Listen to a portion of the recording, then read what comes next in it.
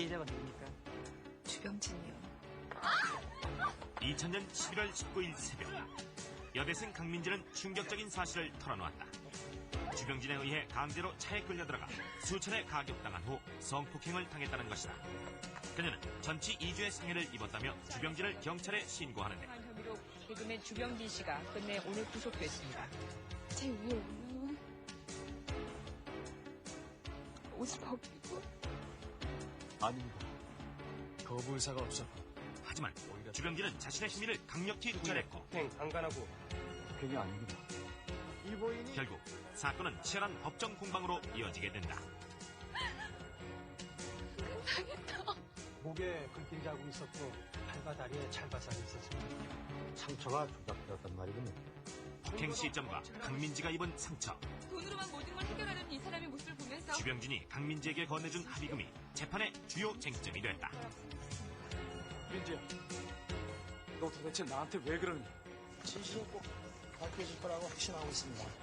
제297조에 의거 강간치상으로 피고인을 징역 2년 6월에 처합니다. 다만 결국 1심 선고 공판에서 주병진은 유죄 판결을 받게 되는데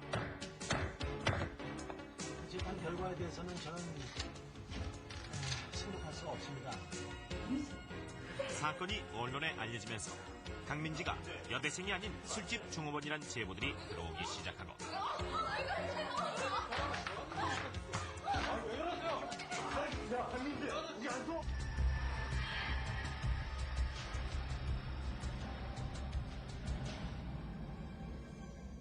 법원의 허가를 받아 미국으로 떠났던 주병진은 동료 연예인들의 항소 소식을 듣고 귀국을 하게 된다. 그러나 그의 마음은 결코 가벼울 수만은 없었다. 이미 그는 온 국민이 손가락질하는 파렴치한 성폭행범이 돼 있었기 때문이었다. 외국 생활은 어떠셨어요? 어딜 가든 한국 사람을 만나게 되고 폐인 돼서 도망쳐 왔다고 손가락질 많이 받았습니다. 아무리 지구 끝까지 가서 꼭꼭 숨는다 해도 언젠간 드러날 일이야. 설사 재판하는데 몇십 년이 걸리더라도 끝까지 누명을 벗어야만 잘해줄 수 있다고. 그래 형, 힘내세요. 다 잘 될 겁니다. 이것 좀 보세요. 강민지 얘 말이에요. 대학생이 아니라 룸사롱에 있더라고요. 아, 그래요? 그것뿐 아닙니다. 이 제보가 많이 들어오고 있어요. 그중에는 사실로 확인된 것도 많고요. 너무 많은 분들이 도움을 주셨어요. 손꼽을 수 없을 만큼 제보해 주신 분들도 그렇고, 그다음에 별거 아닌 얘기라 그러면서 전화해서 해주신 분들도 그렇고. 한편 강민지는 주병진에게 받은 2억 원의 합의금을 해외여행과 명품 구입 등으로 탕진하고 있었는데 근데 언니, 소문 들었어? 주병진 미국에서 와서 항소 준비하고 있대. 알고 있어. 그런다고 진실이 바뀌니? 이건 이미 끝난 게임이야. 게임 오버라고. 항소하면 우리 또 법정에 서야 되는 거 아니야? 걱정 마. 니들은 여지껏 한 대로만 말하면 돼. 알았지? 강간당하는 30분 내내 필사적으로 반항을 했다.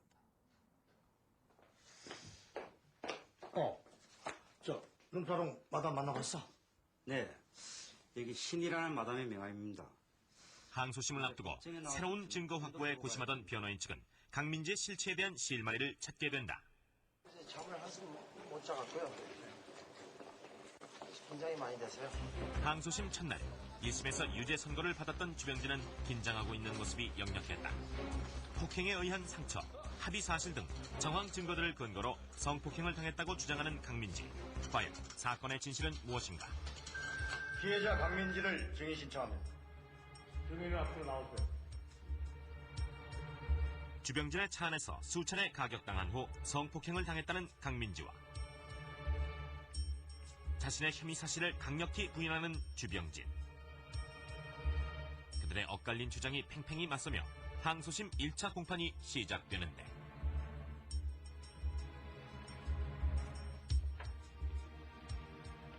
증인이 강간을 당했다고 주장하는 바로 그 시간에 친구인 신희수와 16초간 통화한 사실이 있죠. 네,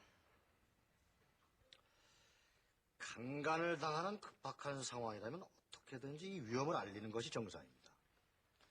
그런데 왜 아무런 도움도 요청하지 않았죠? 목이 눌리고 구타당하는 상태라 제대로 말을 할 수가 없었습니다. 그거 참 이상하군요. 목이 눌리고 구타당하는 상태라고 했는데 어떻게 휴대폰은 받을 수 있었죠? 그 순간은 방해받지 않아서 받을 수 있었습니다. 증인은 분명히 강간당하는 30분 동안 내내 필사적으로 반항을 했다고 진술을 했는데 16초 동안만 방해를 받지 않았다는 것이 말이 됩니까?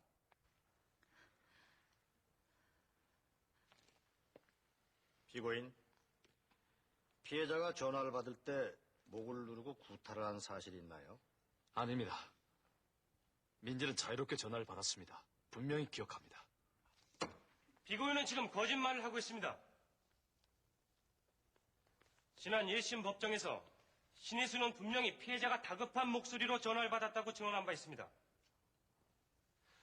그리고 만약 자유롭게 전화를 받았다면 왜 16초라는 짧은 시간만 통화를 한 것일까요? 게다가 통화의 내용도 비명소리 같은 비슷한 소리만 들렸을 뿐 아무런 얘기도 없었습니다.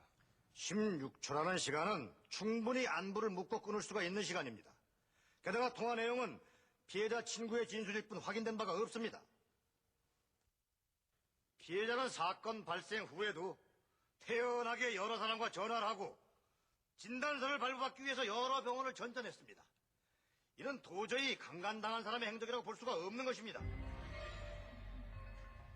피해자가 강간을 당한 후 여기저기 전화한 것은 단지 도움을 요청하기 위해서였을 뿐입니다. 또한 병원에 가기 위해서 우왕좌왕한 점, 병원에서 신고하라고 가르쳐준 후에야 비로소 경찰에 신고한 점 등은 모두 강간을 당한 후에 취한 행동으로서 지극히 자연스러운 것입니다. 피고인은 성관계 전에 피해자에게 폭행까지 휘둘렀습니다. 그것은 피고인이 강간을 했다는 명백한 증거입니다. 아닙니다. 전 절대로 폭행을 하지 않았습니다. 전 분명히 폭행당했습니다. 그리고 공포심으로 인해 꼼짝도 할 수 없는 상태에서 강간을 당했습니다. 저 사람이 지금 거짓말을 하고 있는 것입니다. 피고인, 사실은 성관계 전에 폭행을 한 게 맞죠? 아닙니다. 정말 아닙니다. 있습니다. 검찰 측은 확인되지 않은 사실로 피고인을 유죄로 몰아가고 있습니다. 인정합니다. 항소심 1차 공판이 끝난 후 주병진은 자신의 심정을 어렵게 털어놨다. 지금 잠깐 수정화 진행 중이니까 아직 뭐라고 말씀 못 드리겠어요. 네. 글쎄요, 이제 좀 더 진행해봐야 알겠죠. 힘듭니다, 많이. 증인은 지난번 법정에서 대학생이라고 했는데 사실은 거짓말이고 보는 바와 같이 1학년 때 제적당한 것이죠? 전 제적당한 줄은 몰랐습니다. 진술 기록에 의하면은 증인의 집은 경기도라고 되어 있습니다. 그런데 집 전화번호는 서울 782에 6410번으로 기재되어 있습니다. 이 전화번호는 누구 전화번호죠? 그걸 제가 꼭 말해야 되나요? 증인, 대답하세요. 그냥 친구 집입니다. 증인은 학생이 아니라 룸사롱 종업원이죠? 아닙니다. 이것은 룸사롱 마담 신희의 명함입니다. 전화번호를 좀 읽어주시겠습니까?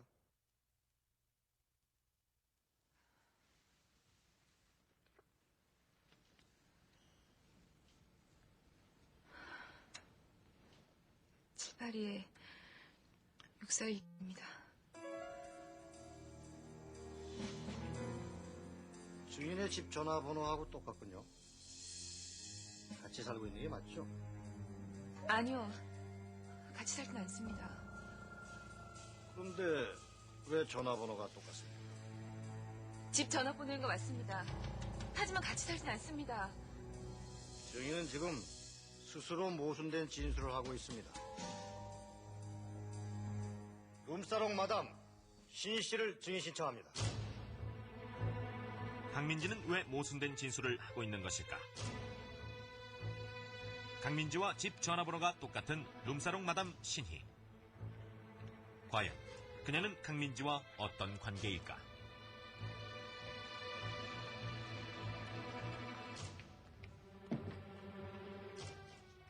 증인, 양심에 따라 숨김없이 진실을 말해야 합니다. 네, 전 원래 양심적인 사람이에요. 피해자 강민지 양과 함께 살고 있죠? 네, 갈 데가 없다길래 제 밑에서 일하라고 했죠. 구체적으로 무슨 일을 하는 거죠? 술도 따르고 노래도 하고 뭐 그런 거 아시잖아요. 그런데 그게 무슨 상관이죠? 민진 순진하고 착한 아이입니다. 그건 제가 보증하죠. 피해자는 기본적인 자신의 신원에 대해서조차 거짓 진술을 했습니다. 따라서 피고인으로부터 강간을 당했다는 피해자의 진술은 그 신빙성이 없는 것입니다. 있습니다. 피해자가 술집에 나가는 사실은 사건 자체와 직접적인 연관이 없을 뿐더러 피해자의 사생활이며 프라이버시입니다. 피해자가 신고를 하는 과정에서 자신의 프라이버시에 관한 문제를 얘기하지 않았다고 해서 사건의 유무죄와 직접적인 관련이 있는 것은 아닙니다. 술집에 나가는 여성은 강간을 당해도 된다는 겁니까? 술집에 나가는 여성은 강간을 당하고도 법적으로 보호를 받을 수 없다는 건가요?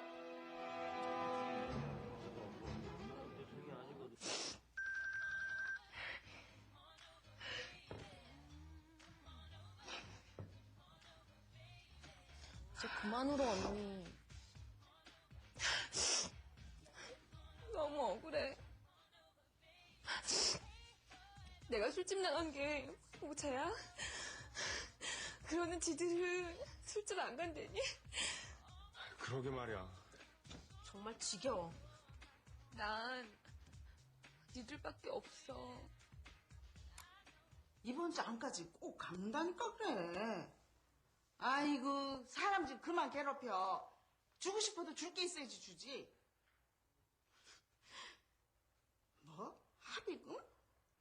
그 돈을 어떻게 건드려? 그래 조금만 참아줘. 미안해. 응? 아이고 민지야 너 왜 술 이렇게 많이 마셨어? 다 필요 없어. 나쁜 놈들. 엄마도 필요 없어! 가엾은가.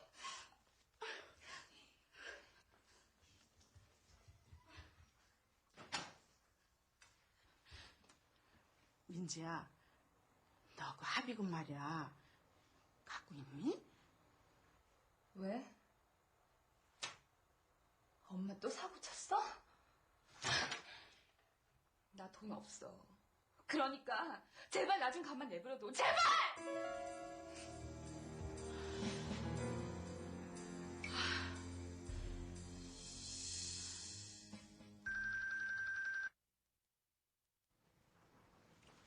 한편 증거 확보를 위해 1심 재판 기록을 재검토하던 변호인은 사건 당일의 벤츠 차량에서 의문의 실마리를 찾게 되는데 벤츠 차량의 뒷좌석에서 문이 닫힌 상태에서 다녔다?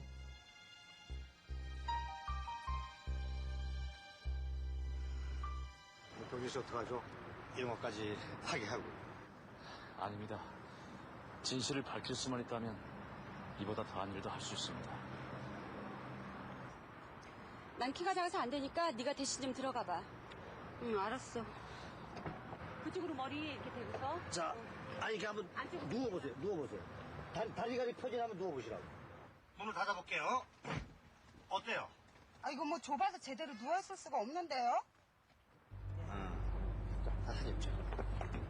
주병진은 자신의 차에서 사건 당시의 상황을 직접 재현해 본 결과 강민지의 진술과 모순된 사실을 확인하게 되는데 주병지 씨의 말이 진심이었고 그리고 이렇게 뭔가 조작된 게 있다라는 걸 알았기 때문에 뛰어다니면서 모든 걸 밝혀냈었거든요.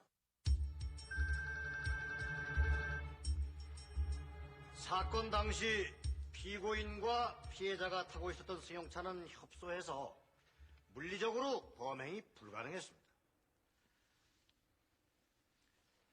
성인 남녀 2명이 차문을 닫고 다리를 편 채 누울 수조차 없습니다.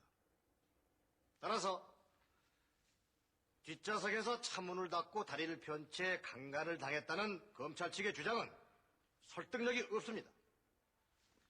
당시에 정신적인 충격으로 경황이 없었던 피해자는 다리를 펴고 있었는지 구부리고 있었는지 명확히 기억을 하지 못합니다.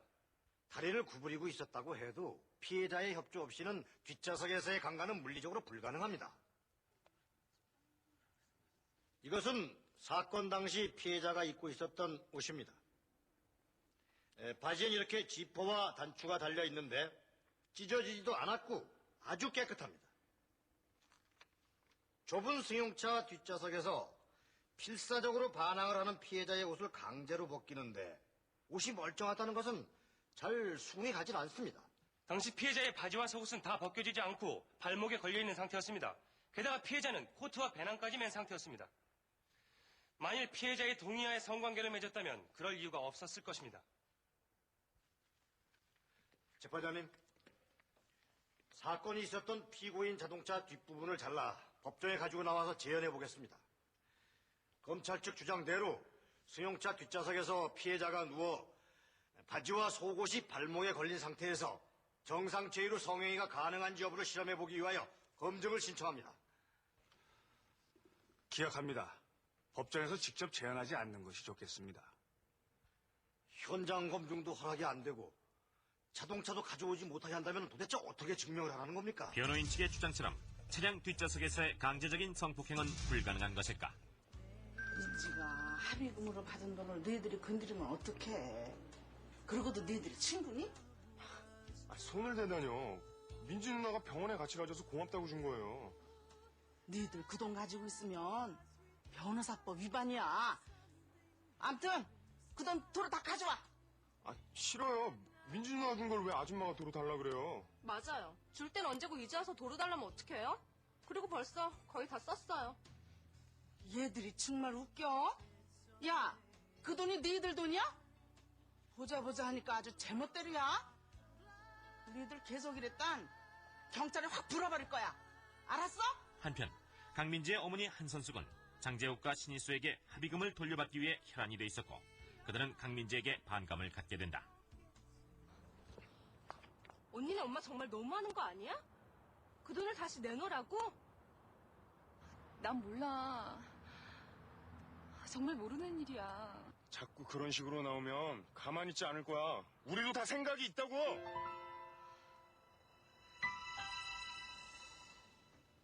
야, 아무래도 이상하단 말이야. 응? 아니, 처음에는 없던 이 얼굴 상처가 나중에 나타날 수가 있는 거지? 응? 글쎄 말이에요. 이거 한번 확인해 봐야 되는 거 아니야? 1, 2차 상해 부의도의 상의함에 의문을 품은 변호인 측은 즉각 사실 확인에 나서고 강민지가 두 번째 병원에 갈 때 함께 가셨었죠? 네, 그런데요? 피해자를 왜 다시 병원에 데려갔습니까? 처음에 작성한 진단서가 대충 작성된 거라고 해서 다시 간 겁니다. 누가 그런 말을 했습니까? 보강수사지가 내려왔어요. 이것 좀 보시죠. 이 피해자의 상태가 왜 이렇게 확연하게 다른 거죠? 그걸 제가 어떻게 합니까? 의사가 그렇다는 걸. 병원에서 상처가 조작된 거 아닙니까? 아니, 이 사람이 큰일 날 소리 하고 있네? 말도 안 되는 소리 하지 마시고 그만 가보세요.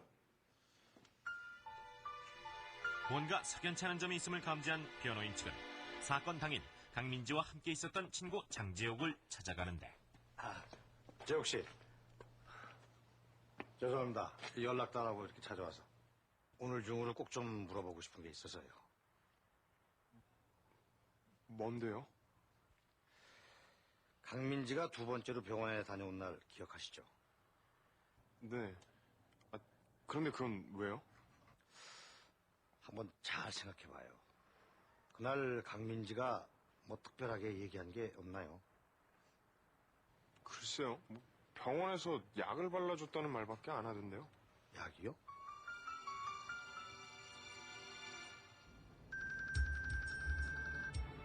이것은 사건 사흘 후 피해자의 몸을 진단한 상해 부위도입니다. 정형외과 의사 박성준 씨를 증인으로 신청합니다. 강간치상의 경우 사건의 특성상 피해자의 상해 부위를 진찰한 담당 의사의 증언은 매우 중요한 것이었다. 그래서 2차 상해 진단을 담당한 의사의 증언에 재판부의 관심이 집중됐다.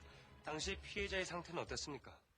얼굴과 목, 양팔, 그리고 양쪽 허벅지 안쪽에 심한 멍이 들어 있었습니다. 그게 강간치상에 의한 상처로 볼 수 있습니까? 네, 허벅지 안쪽의 멍이나 얼굴의 타박상은 강간의 증거로 볼 수 있습니다. 사람의 몸은 거짓말을 하지 않습니다. 피해자의 온몸에 폭행으로 인한 상처가 나 있는 것으로 보아 피고인으로부터 강간, 폭행을 당했다는 것은 명백한 사실입니다.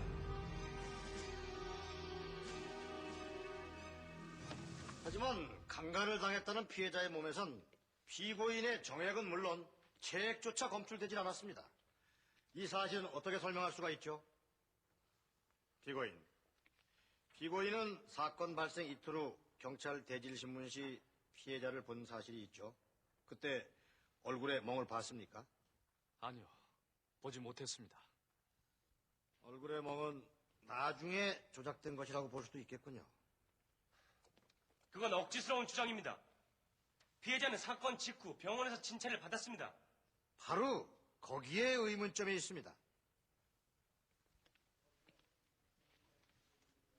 이것은 사건 당일 작성된 진단서이고 또 다른 한 장은 사건 발생 4일 후에 다른 병원에서 작성된 진단서입니다. 검찰 측 주장대로 얼굴에 여러 차례 구타를 당했다면 처음 병원에 갔을 때 가장 먼저 눈에 띄는 것은 얼굴의 상처였을 것입니다. 그런데 이상하게도 사건 직후에는 얼굴에 멍이 없었습니다.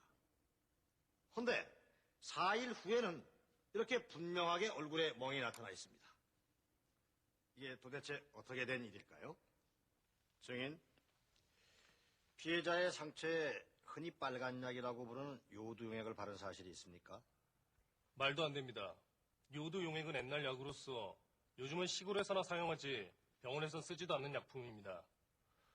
요즘은 베타딘이라는 약을 씁니다.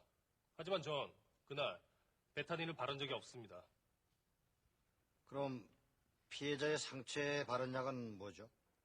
전 약을 바르지 않았습니다. 치료를 하기 위해 아세톤으로 상처 부위를 닦아낸 것뿐입니다. 상처를 잘 보이게 하기 위한 건 아니었고요. 아닙니다. 상처를 조작하는 의사가 이 세상에 어디 있습니까? 의사의 명예를 걸고 전 그런 짓을 하지 않았습니다. 이유 있습니다.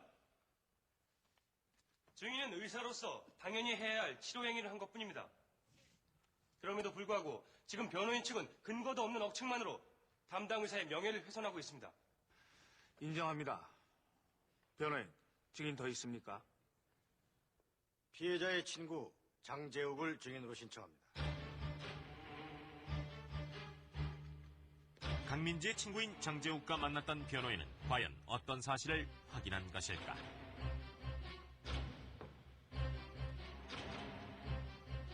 증인, 사건 발생 4일 후 피해자가 병원에 갔다 온 날 밤 피해자를 만났죠? 네, 그렇습니다. 병원에서 뭘 했다고 하던가요?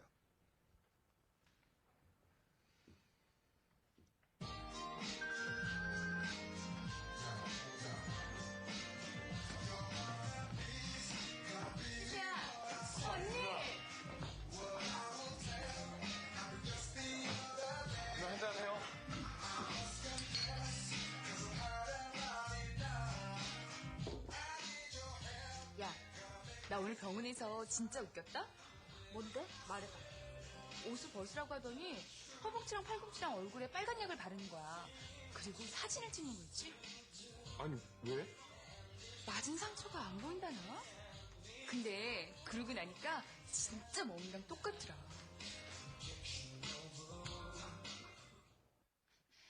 전 그렇게 말한 적 없습니다. 지난번 재욱이가 변호사를 만났다고 하더니 그렇게 증언해달라고 강요당한 것 같습니다. 지금 재욱이는 거짓말을 하고 있는 것입니다.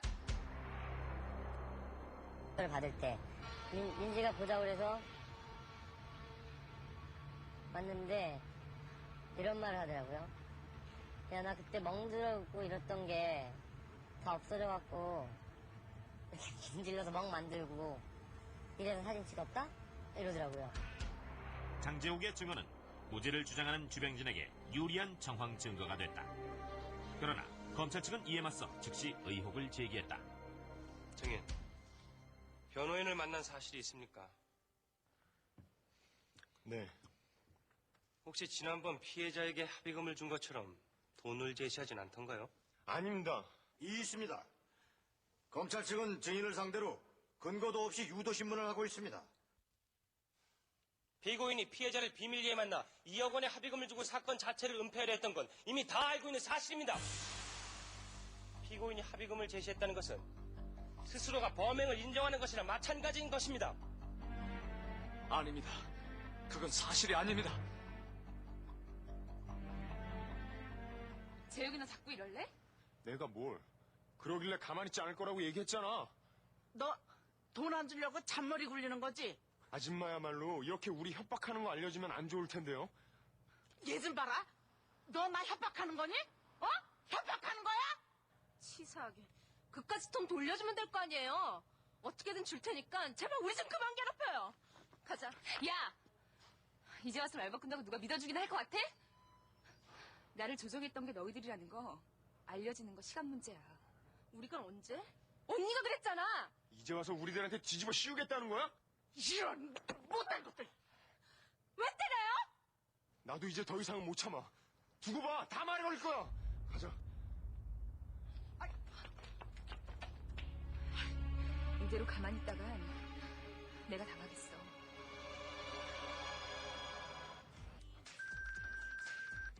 저 여기입니다. 한편 주병진은 자신에게 중요한 사실을 털어놓고 싶다는 한 남자의 연락을 받게 되는데 전 이런 사람입니다. 제가 그 모녀들 잘 아는데요. 그 여자들 전문적인 꽃뱀입니다. 네? 그게 무슨 말씀이시죠? 그게요.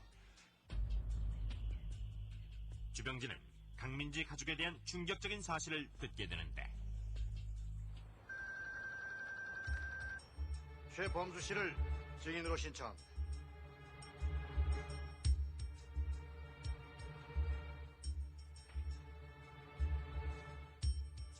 과연 그는 강민지 가족들과 어떤 관계가 있는 것일까? 증인은 피해자의 어머니를 잘 알고 있죠.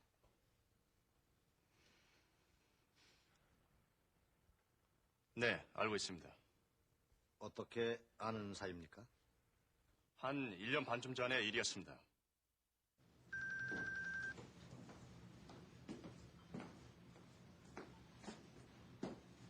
어떻게 했지? 저 여기서 일하고 싶어서 왔는데요.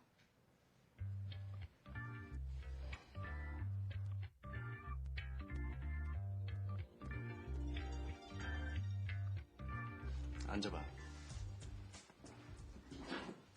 몇 살인데? 주민등록 줘봐. 23이요. 강민지, 한국전문대. 대학생이야? 등록금 때문에 아르바이트 하려고요.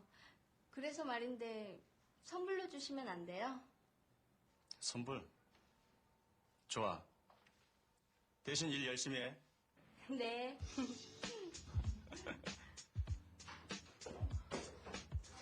잠깐만요.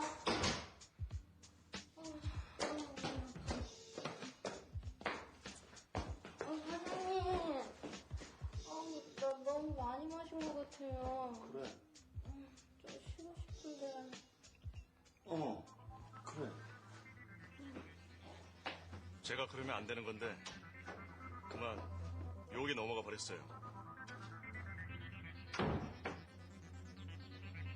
여보세요? 예, 접니다. 예, 잘 계셨죠? 아이, 그럼요. 이놈이야? 내 딸 건드린 놈이 이놈이야? 뭐야, 이거 왜 이래? 왜 이래? 나쁜 놈아. 솔직하게 얘기합시다. 어젯밤 강민아 씨를 성폭행했죠? 아닙니다. 야, 무슨 소리야? 내가 언제?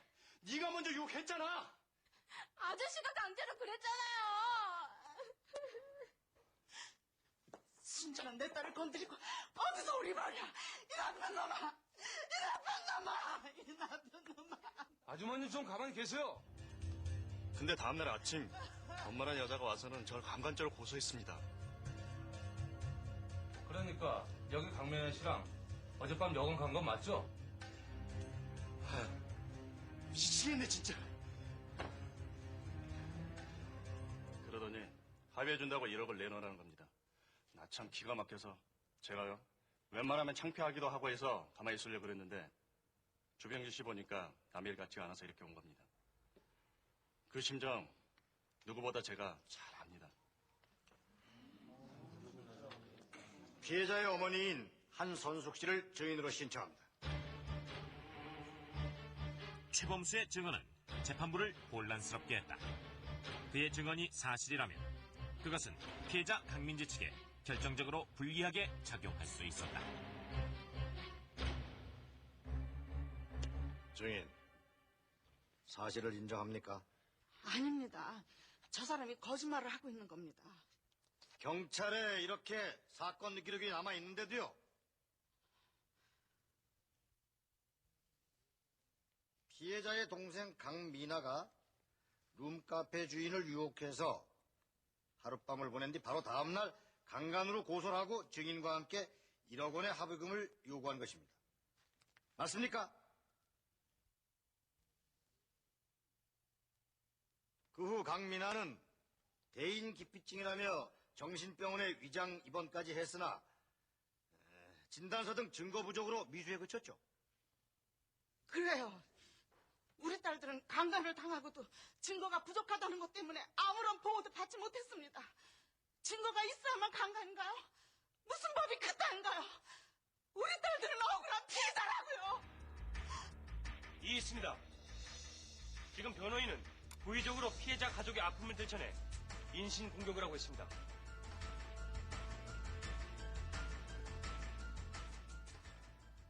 이것은 사건 당일 피해자가 강간을 당했다고 주장하는 시간으로부터 2시간 후에 통화한 내역입니다. 증인과 무려 3번이나 전화통화를 했습니다. 무슨 얘기를 한 거죠? 어서 병원에 가보라고 했습니다. 딸이 강간을 당했는데 고작 병원에 가보라고요? 걱정도 되지 않던가요? 물론 걱정되죠. 그래서 얼른 신고를 하라고 했습니다. 보통의 부모들은 딸의 장래를 생각해서 선뜻 신고를 하지 못하고 머뭇거리게 마련인데 바로 신고를 하라고 했습니까? 그게... 이미 둘째 딸을 이용해서 돈을 뜯어내려다가 진단서가 없다는 이유로 실패를 한 경험이 있는 증인은 강간을 당했다는 딸에게 어서 가서 진단서부터 끊고 합의금을 받으라는 지시를 한 것이 틀림없습니다. 변호인 측의 주장은 터무니없는 궤변에 불과합니다. 합의는 피고인이 먼저 피해자에게 연락을 해서 한 것이며 강간으로 경찰에 신고한 것도 병원에서 시켜서 한 것이었습니다. 따라서 변호인 측의 주장은 앞뒤가 맞지 않습니다. 2억이라는 합의금의 액수를 제시한 것은 피고인이 아니라 피해자입니다. 만일 피해자의 주장대로 강간을 당했다면 그 다음 날은 충격에서 벗어나지 못했을 겁니다. 하지만 피해자는 사건 이틀 만에 태연히 2억이라는 거금을 거머쥐는 데 성공을 했습니다. 이는 이들이 전문적인 자해공갈단이라는 명백한 증거입니다. 다 거짓말이야. 무슨 이런 엉터리 같은 재판이 다 있어? 우리 딸은 억울한 피해자라고요.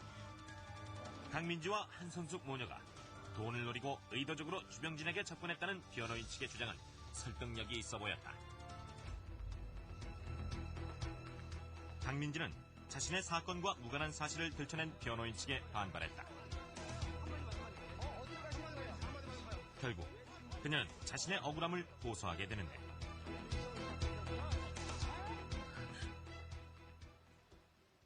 전 너무 억울합니다. 강간을 당했음에도 불구하고 법적인 보호를 받기는커녕 가족들마저 전부 욕을 먹고 손가락질을 받고 있습니다. 이제 친구들까지 매수당해서 법정에서 거짓말을 하고 있습니다. 정말 죽고 싶은 마음도 듭니다. 기자회견을 결심한 이유가 뭐죠? 저도 여자로서 이런 자리에 나서게 된 게 부끄럽습니다. 하지만 더 이상 저처럼 억울하게 당하는 피해자가 생기지 않길 바라는 마음에서 이렇게 나왔습니다. 강민지는 끝까지 자신은 주병진에게 성폭행을 당한 피해자라고 주장했다.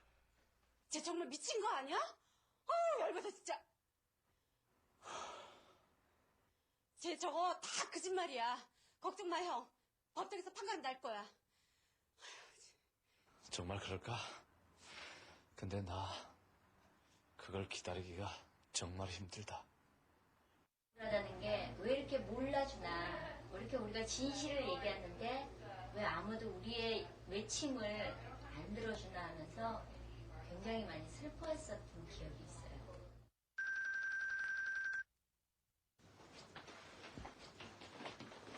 재호가 사실대로 다 말했다가 우리 처벌받으면 어떡하지? 그래도 할 수 없어. 그 정도는 각오하자. 가자. 변호사님. 아니, 주혁 씨. 어쩐 일이에요? 실은 변호사님께 드릴 말씀이 있거든요.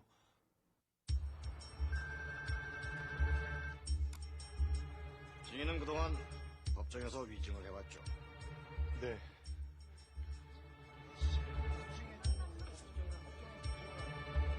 자, 이것은 강민지가 장재욱과 신희수에게 돈을 넣어준 통장입니다. 증인은 강민지로부터 1,500만 원을 받은 사실이 있습니다. 그 이유가 뭐죠? 그건 어때? 이 정도면 꽤 수입이 짭짤하지? 이게 정말 다 돈 맞아? 야, 이게 다 얼마야? 역시 일한 보람이 있구나. 희수는 2,500만 원, 재욱이는 1,500만 원 맞지? 약속한 대로 돈은 은행에서 통장으로 넣어줄게. 그 대신 니네 이거 죽을 때까지 비밀이다. 대신하면 어떻게 되는지 알지? 알았어. 그러니까 범행을 공모한 후 입을 봉하는 조건으로 돈을 받은 거군요? 네, 돈을 받은 건 사실입니다. 하지만 공모한 건 절대 아닙니다. 전 병원에 같이 가지고 운전한 죄밖에 없습니다. 애들한테 돈을 나눠준 건 사실이지만 그건 고마워서 준 것뿐이지 무슨 대가로 나눠준 건 절대 아니었습니다. 재욱이가 이제 와서 왜 거짓말을 하는지 모르겠습니다. 위증을 인정하면서 진술을 번복한 장재욱의 증언은 재판을 새로운 국면으로 접어들게 하는데 강민주로부터 2,500만 원을 받은 대가는 무엇이었습니까? 민지 언니 뺨을 때려준 대가였습니다. 사실은 사건 당일날 밤 저희 집으로 민지 언니가 왔었습니다. 그런데 오자마자 거울에 온몸을 비춰보는 것이었습니다. 그러더니 나 오늘 주병진이랑 무슨 일 있었었게? 뽀뽀라도 했어? 뽀뽀는 약하지. 나 어때? 강간당한 사람 같아? 강간이라니?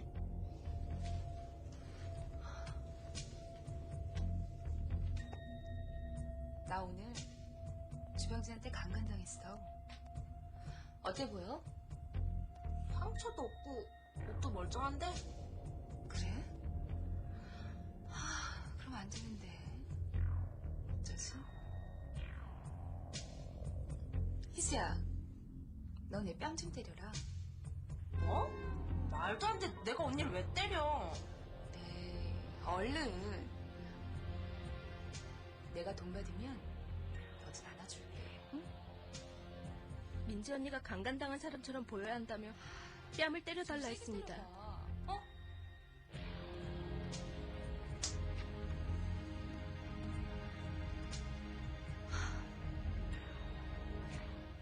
전 너무 무서웠습니다. 사실 처음 돈을 봤을 때 순간적으로 욕심이 났던 건 사실입니다. 하지만 일이 이렇게 커질 줄은 몰랐습니다. 맹세코 재욱이와 저는 범행을 공모하진 않았습니다. 위증죄로 처벌받더라도 이제 모든 사실을 밝히고 마음 편히 살고 싶습니다. 말도 안 됩니다. 저 분명히 강간당했습니다. 억울합니다.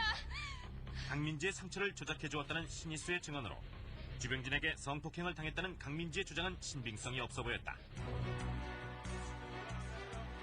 1심 선고 공판에서 유죄 판결을 받았던 주병진. 그는 항소심 선고 공판 법정에 들어서면서 긴장감을 감출 수 없었다. 동료 연예인들도 그의 심정을 잘 알고 있었다. 과연 진실은 밝혀질 것인가? 아직은 지금 선고 전이기 때문에 제가 뭐라고 말씀을 드릴 수가 없습니다. 끝나고 나서 결과에 따라서 말씀드리도록 하겠습니다. 주병진. 그는 유죄인가 무죄인가? 항소심 선고에 세간의 이목이 집중됐다. 판결하겠습니다. 피해자는 강간을 당했다고 주장하면서도 진술의 일관성이 없고 피해자가 강간을 당했다고 주장하는 시간에 신희수와 16초간의 통화를 하면서 구조 요청도 하지 않았다는 것은 강간을 하려 했다는 사실과 모순된다. 상처를 조작하려 한 흔적이 보이며 상처 확인 과정이 의심스러워 믿기 어렵다. 합의금을 나눈 것은 신희수가 얼굴에 상처를 조작해주고 그 대가로 지급했다고 보인다. 따라서 본 재판부는 원심의 판결을 기각하고 형사소송법 제325조에 의거하여 피고인에게 무죄를 선고한다. 1년의 치열한 법정 공방 끝에 무죄가 확정된 주병진.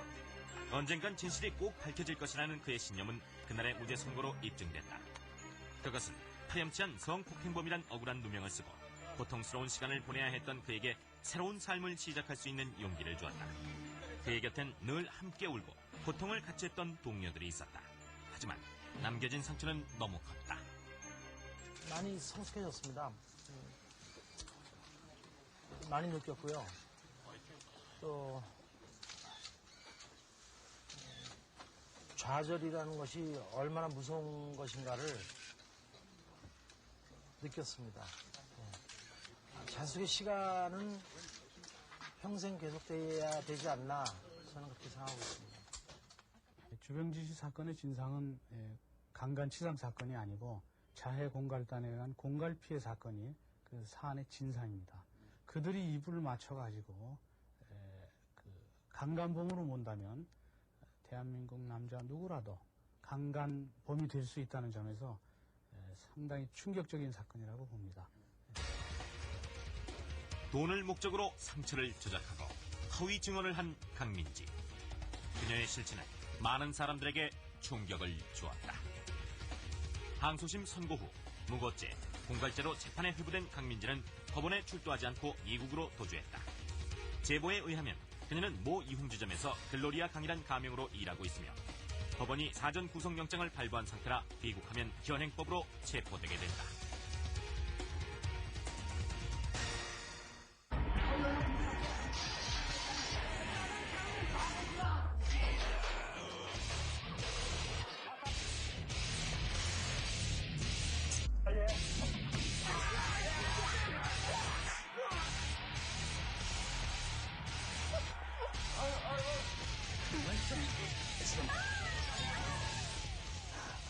국가의 직무유기에 해당합니다. 현종소는 초유일로서 그것도 불가항력적인 일이었습니다. 그야말로 악몽이었습니다. 생족 같은 악몽이요.